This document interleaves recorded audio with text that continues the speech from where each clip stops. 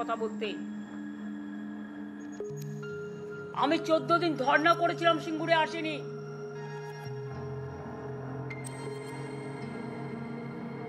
কিন্তু আমরা প্রথম দিন থেকেই চেষ্টা করে যাচ্ছি।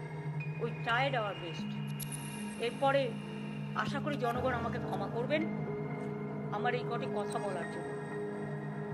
আমাদের নামে আমাকে অনেক অসম্মান করা হয়েছে। আমাদের সরকারকে, মামাটি মানুষের সরকারকে অনেক অসম্মান করা হয়েছে, অনেক অপমান করা হয়েছে। সোশ্যাল নেটওয়ার্কে অনেক ভুল বোঝাবুঝি হয়েছে, অনেক কুৎসা অপপ্রচার হয়েছে, যারা সাধারণ মানুষ জানতেন না যে এর মধ্যে একটা কালার আছে। মানুষ এসেছিলেন বিচার চাইতে তিলোত্তমার, কিন্তু আশা করি মানুষ বুঝতে পারছেন ওরা বিচার চায় না, ওরা চায় চেয়ার।